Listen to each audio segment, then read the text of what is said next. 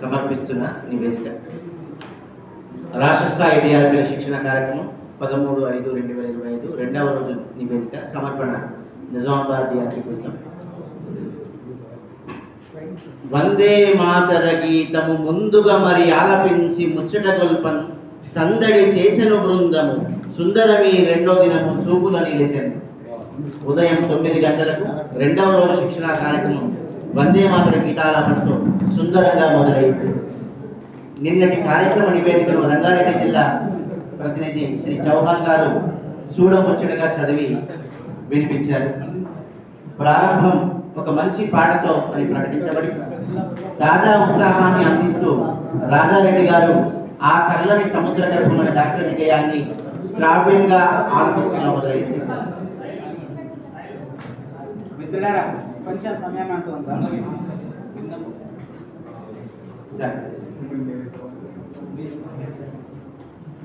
తలల మీద మెరిసే మిలమిల తారలు. మనం కూర్చున్నటువంటి ఈ సమావేశ గదిని ఒకసారి అవగాహన చేసుకుందాం.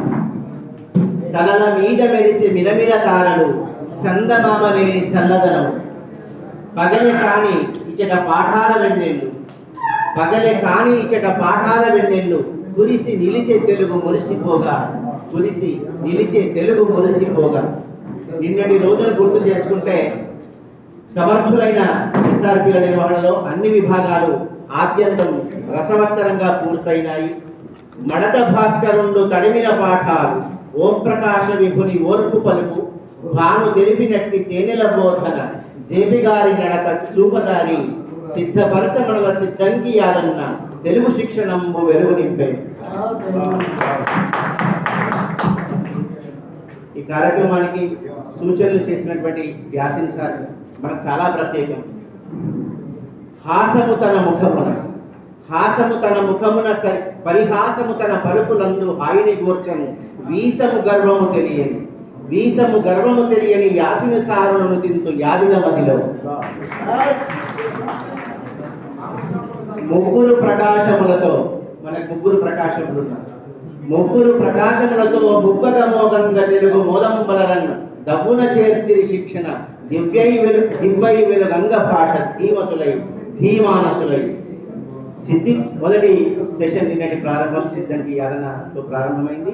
సిద్దిపేట వాసి సిద్ధంకి యాదన్న మొదలుపెట్టి నేటి మొదటి సెషను పాఠ్య బోధన సరి ఫలితమ్ములందించ రెండవ దినమిటను సందడించే.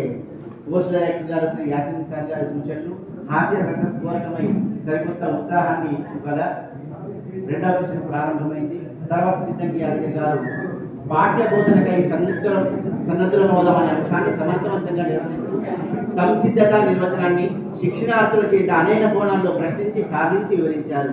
వ్యూహం లేనిదే వైఫల్యం అంటూ బోధనా ప్రణాళికల గురించి తెలిపారు. వార్షిక ప్రణాళికలు, పాఠ్య ప్రణాళికలు, పీరియడ్ ప్రణాళికలు, వాటి నిర్వహణను క్షుణ్ణంగా వివరించారు. ఈ విభాగానికి ముగింపు పలుకులను అందిస్తూ ఆర్పి భానుప్రకాష్ గారు 13 నుండి 15 పీరియడ్లలో పాఠాన్ని బట్టి నిర్వహించవలసి ఉందని, పాఠంకు ముందు పీరియడ్లు, పాఠం నిర్వహణలో పీరియడ్లు, పాఠం తర్వాత పీరియడ్లని విభజన చేశారు. సోపానాలు దీనికి అనుగుణంగా ఉన్నాయని గుర్తు చేశారు. ఆర్పీలు ఓం ప్రకాష్ గారు, మడత భాస్కర్ గారు, భానుప్రకాష్ గారు అన్ని జిల్లాలకు పాఠ్య ప్రణాళికలను తరగతుల వారీగా విభజించి అందరి చేత ఖచ్చితంగా రాయాలని చెప్పి రాయించి వాటిని ప్రదర్శింపజేశారు.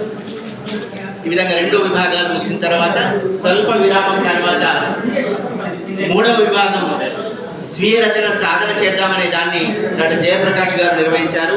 స్వీయ రచన అంటే ఏమిటి అనే ప్రశ్నను వేసి సమాధానాలు రాబట్టి వాటిని క్రోడీకరించి వివరించారు.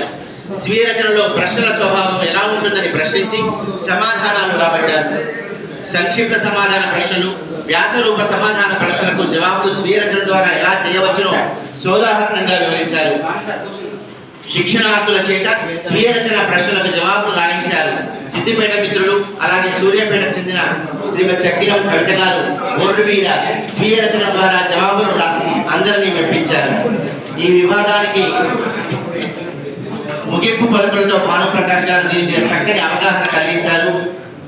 అంతటా భోజన విరామం ప్రకటించబడింది. భోజన విరామం తర్వాత 4వ విభాగాన్ని సృజనాత్మకత సాధిద్దామనే విషయాన్ని భానుప్రకాష్ గారు చక్కగా నిర్వహించారు. 3 ప్రశ్నలతో డిఆర్పీలతో సమాధానాలు సమయమిచ్చి సృజనాత్మకతలోని వైవిధ్యాన్ని వైశిష్ట్యాన్ని అనుభవంలోకి తెచ్చారు. పాఠాలలోని సృజనాత్మకత ప్రశ్నలు ఎన్ని రకాలుగా ఉన్నాయో గుర్తించమని సమయమిచ్చి మొత్తం 23 రకాలని, కానీ ప్రధానంగా 20 రకాల ప్రక్రియలు ఉన్నాయని, వాటి మీద ఉపాధ్యాయులకు అవగాహన కల్పించాలని మార్గదర్శనం చేశారు.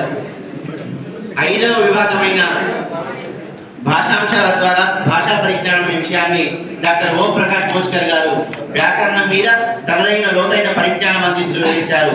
భాషాంశాల లక్ష్యాలు, ఉద్దేశాలు సోదాహరణంగా వివరించారు. పదజాలం, వ్యాకరణాంశాల గురించి సవివరంగా తెలిపారు.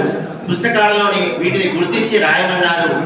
ఘాటైన చర్చల మధ్య సాయంత్రం 5 గంటలు దాటినా ఈ చర్చ పండిత సమూహం మధ్యలో సఫలంగా ముగిసింది. దీంతో 2వ రోజు దండి విజయంగా ముగిసింది. చివరిలో మా నిజామాబాద్ బృందం డిఆర్పీ అందరినీ గుర్తు చేసుకుంటూ, విస్తరమవు చర్చ దస్తగిరి చేయ కేశిలింగమన్న రాసి చూప అజయుడిటను నిల్ప విజయాల గొంతును శిక్షణము మిగుల శ్రీలు కూర్చే కవితలు అల్లుచుండ కాసర్ల గంట్యాల జ్యోతి నిర్వహణమున ఖ్యాతి కూర్చ వందనములు తెలిపే ఇందూరు మా జిల్లా తెలుగు ప్రాభవము వెలుగనెంచి